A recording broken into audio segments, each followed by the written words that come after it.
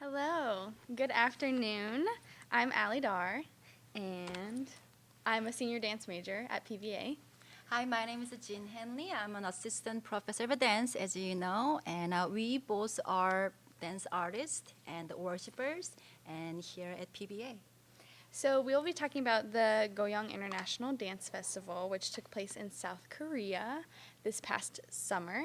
And this was a very interesting place to go, especially with our relationship with North Korea and also their recent involvement in the Winter Olympics.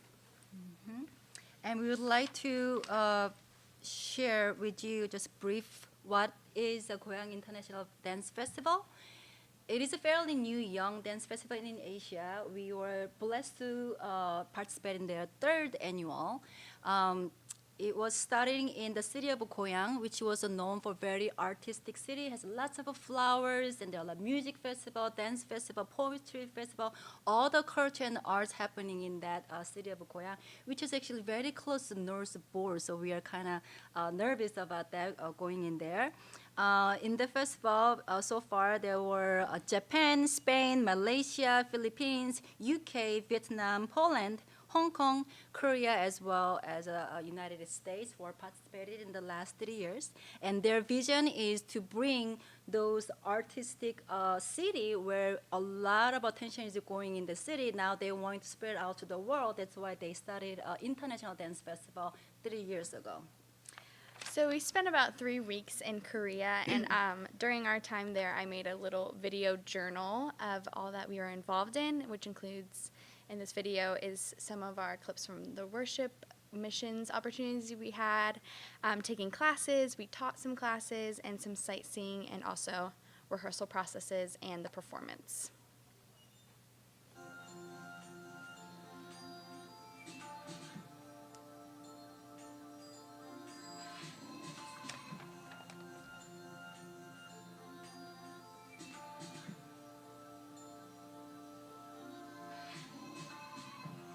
There was a university. I'll explain you more later.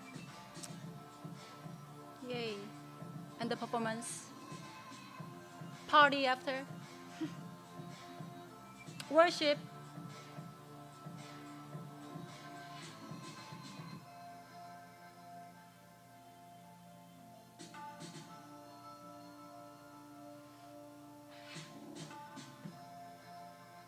Party.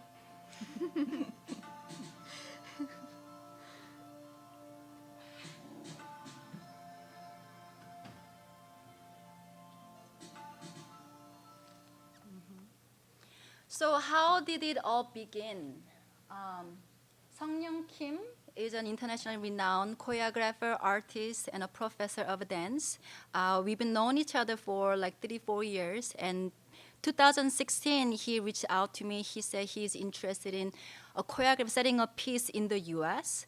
And I was back then involved. I mean, even now involved with the dancer space.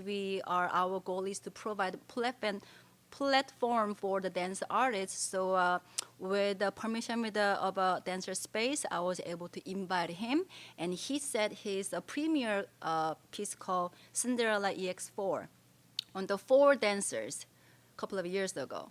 And then 2017, the Sung Young Kim actually wanted to invite the piece to Korea because since this is an international dance festival, he thought it would be really great to bring the U.S. dancers representing Korean choreographer in the festival. So that's how it all started. So who is a dancer space? It's as I said, non-profit dance organization really trying to provide all the opportunity for dance artists like even you. There are a lot of dance master classes that you guys have been going, and I was able to perform in the past years because of dancer space, because they really provide the platform and performance spaces for somebody like me or you to get involved more, grow as a dance artist. They have 2 co-directors.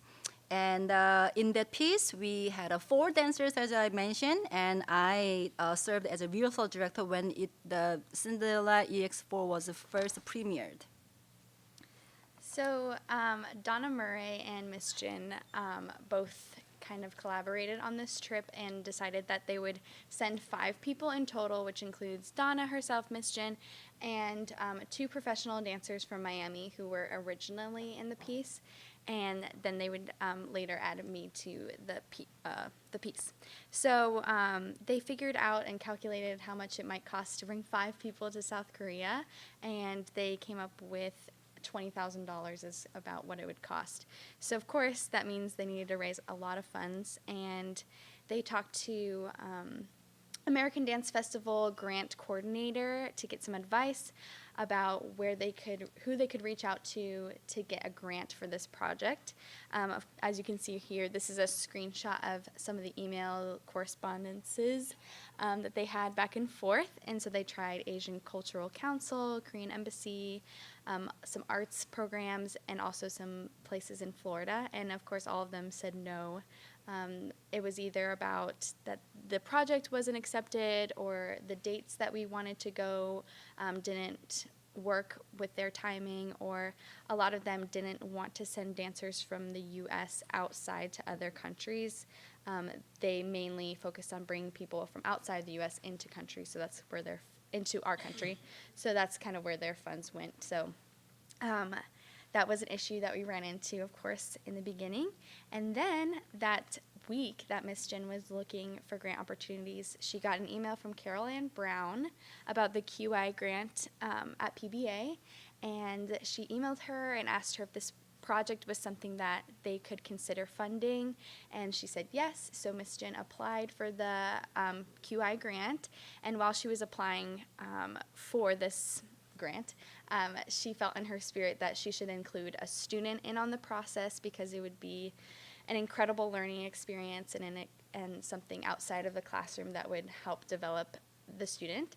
So thankfully, I was chosen to join her on the adventure, and we both applied for QI grants separately and received funding through that for the trip. And I did some outside fundraising as well, and she also had a faculty development fund that we used. So that's and our funding. a lot of personal funds, and of course like silent auctions and fundraising events. So I think it's very important for especially the artists, because you are usually very hungry. We don't do that for money. So it's very important to be able to know where the source comes from.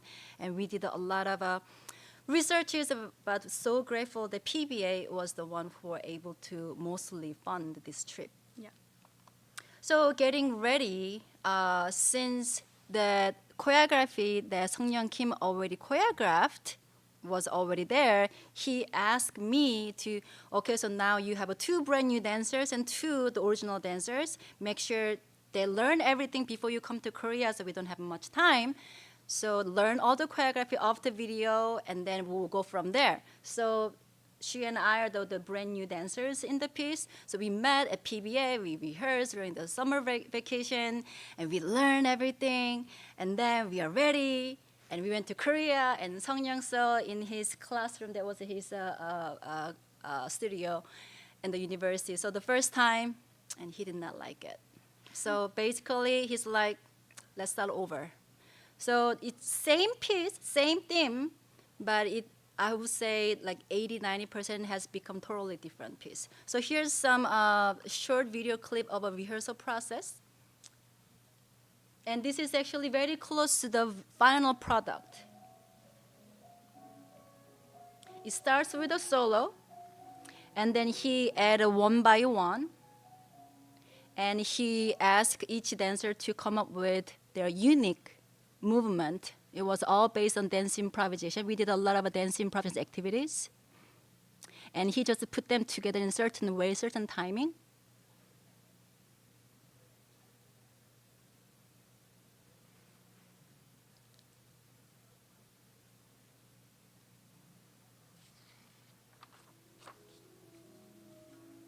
And that is actually one of the original phrases from his original piece. This is also original phrase from the original piece. And for 10 days, we rehearsed with Seongyeong at his university. This is his modern dance studio. The university has a separate room for each technique. They have a ballet classroom, Korean classroom, modern dance classroom. They have all separate rooms. And we'd like to share you a promo video, I guess. This is what they made to promotion. It is what is shared in the social medias.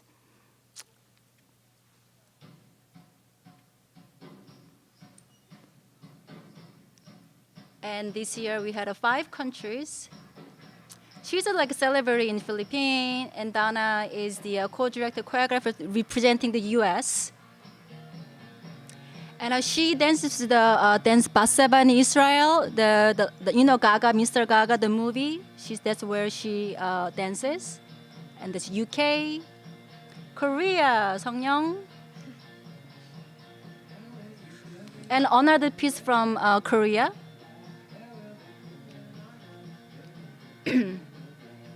Yeah.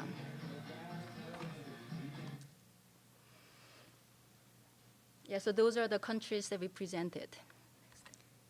So this is some clips from our final performance of Cinderella EX4. This was the final product of all of our rehearsals for 8 days, and we performed it twice that night, and both audiences were full. Full, very full. And very short clip. And we try to include the same material that we already show you so that you can see the difference with the real lighting and costume. This is how it began. And some of you already learned this phrase, right? Modern 4. And here comes Ali. She came up with all the weird movement that she has never done before. That was his direction.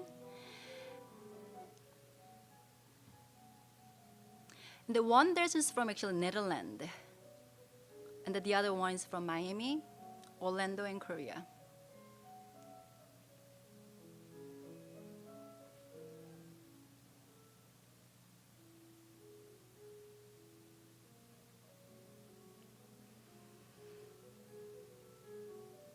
This is the photo moment. And that's it.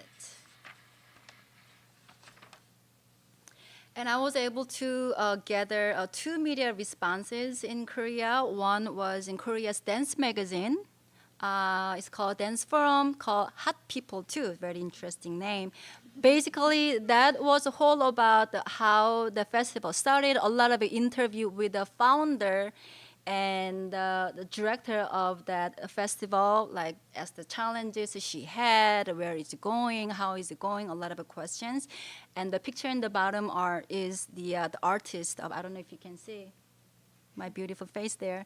And on the right, the newspaper, In-suk Lee is known for very like mean critic. Like everybody gets nervous if she comes to like a come and watch and write a critic.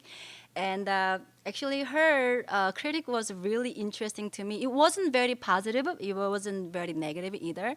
But she said, she described our piece that it kind of made her feel really uncomfortable because she feels like that was choreographed by the male choreographer and kind of looking down women. Women needs like men to survive because the Cinderella complex is about the women who want to like depend on men to survive. So it was interesting to read that. That's how she's felt, and she felt that other women in the audience probably felt the same way. That was included in the critic.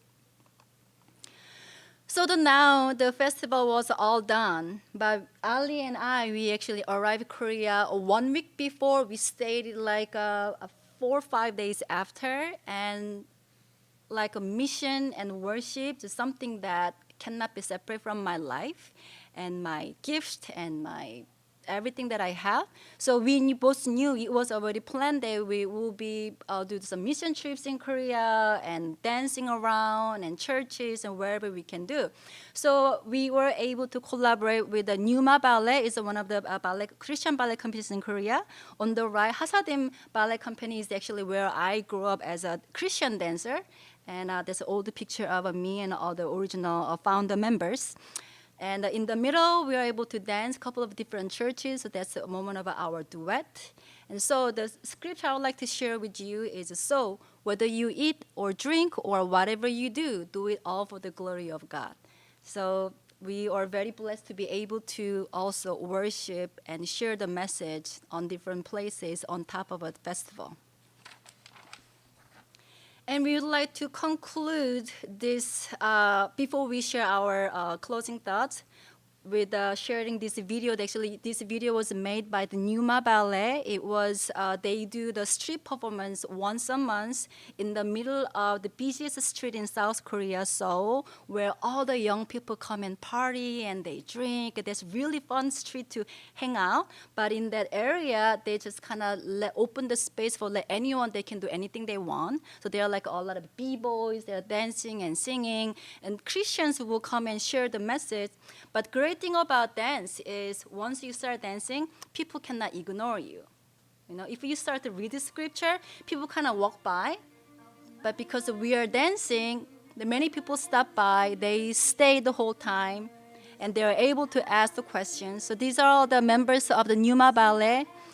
We are getting ready, laying out the floors, and inviting people, praying and rehearsing. And Ali and I were able to share a duet. And Ali did her solo, mainly improvisation with a Korean song. And I also did a solo, Give Me Jesus, choreographed by Randall Flynn.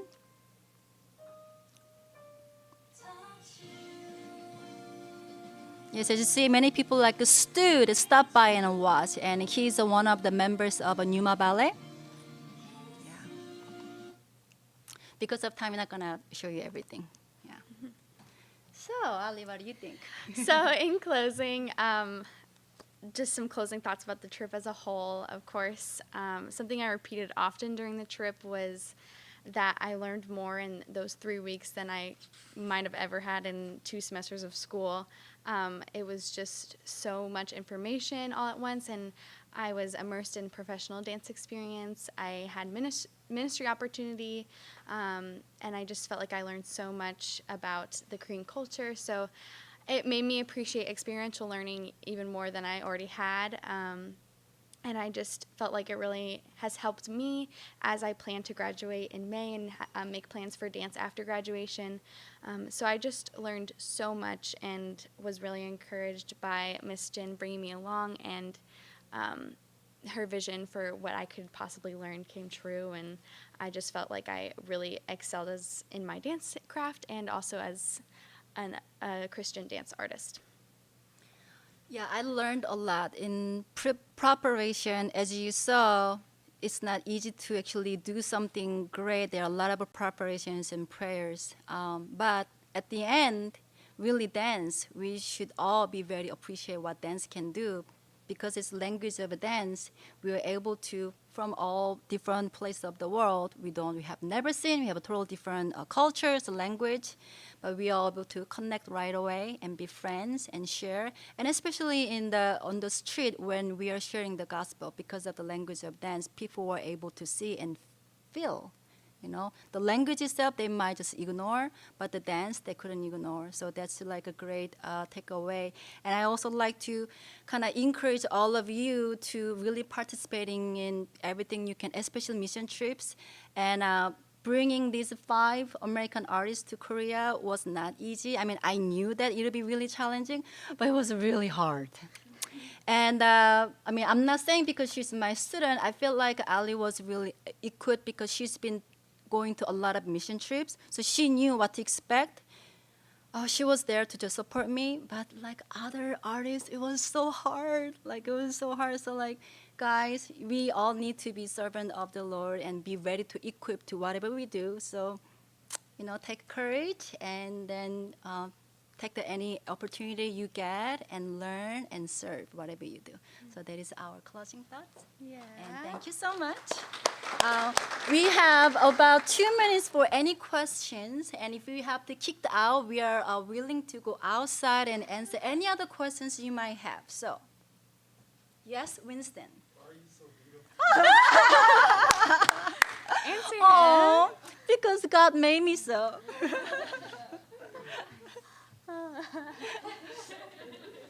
If you have any real questions. Real question. Yes. Biggest lesson. Life lesson. I have one. Yeah. Yeah, like she said, it was really difficult. We were traveling with professional dancers who are not from PBA, who don't have the same Christian cultural experience we have. And during the whole trip, I think Miss Jin and I both noticed a number of times, like, we really stand out in a super positive way. And I felt like our spirits were just really infectious in such a kind of cold environment. So it was just a really encouraging as like Christian women to continue pursuing things for the Lord, and it just gave us such purpose on that trip, and I felt like it sparked curiosity in the people we were encountering, so that was huge. Yeah, I totally agree with her. Yeah. Ronnie. Was the language barrier difficult at all? I mean, I know you probably had to translate a lot, but did you find when you were working with the other artists that got in the way? Well, you say, yeah. Miss Jin's amazing and translated everything for us. I don't think I definitely couldn't have done it. Yeah, achieved that without having someone that spoke the language. Well, I think most of dancers have a good sense of understanding by like a gesture, how they say, how they look, the expression. So I didn't really have to interpret the whole time. But when you go to restaurants, especially the Yeongnam University was a little bit south side, outside of the biggest city, Seoul. And we went to a lot of small cities in the tour. When we go to restaurant, like a menu, they had no single like a letter of English there. Like I have to describe every single thing. She was exhausted. And we have one dancer who's a vegan, one dancer who cannot have any spicy, and one dancer who can say I can eat everything but I only eat fish and chicken, and one artist, she's just picky of all. Like she has to have a Starbucks every morning. Like she cannot have any other coffee, things like that. So I was like taking them to all the places and translating for them. So that was my hardest part of being an interpreter. But for the dance classes, they spoke French, so like French terms too. So Oh yeah. So, yeah. Dance language is very just similar. with a very strong Jete. Korean accent. Yeah. Jete. So Anything else? Well, I think, looks like nobody's here, but because of yes, Jin Hanley. Yeah. It's not one that I appreciate. The relationship, like dancers, and you said, raising money and whatever, there's a lot of collaboration, a lot of people involved. Mm-hmm. And as dancers, did you feel like that international thing, does that make new connections that might help future projects? You met people from Japan and from Philippines and from England and from everywhere. Fund-wise, not yet. No, not that I know. But spiritually, physical-wise, everybody's like, yeah, you should come to UK and do this. Yeah, you should come to everybody's like really into collaborating in the future. So yeah, it was very supportive and encouraging networking. Yeah. Yeah. So thank you, everyone. 감사합니다. 감사합니다.